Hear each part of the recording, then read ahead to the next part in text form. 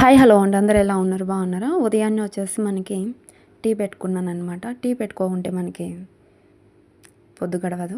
అలాగే ఉదయాన్నే లేసి మనం టీ పెట్టిన తర్వాత ఏ పనైనా జరుగుతుంది.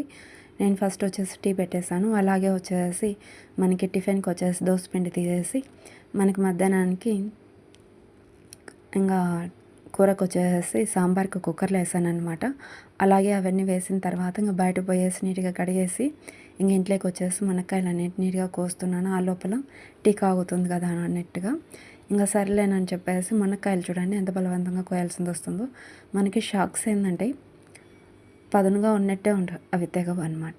ఒకప్పట్లో మనం కింద కూర్చొనేసి మన పెద్దల కాలంలో కింద కూర్చొనేసి అన్నీ నీట్గా తరుక్కొని మళ్ళీ వేసి పొయ్యి దగ్గరికి వచ్చేవాళ్ళం. అప్పుడు పొయ్యిలు కానీ కిందే ఉండేవి అనమాట. మనకి అంత శ్రమగానే ఉండదు. ఇప్పుడేందంటే అన్నీ నిలబడే చేయాలి, అన్నీ నిలబడే, ప్రతిదీ నిలబడే.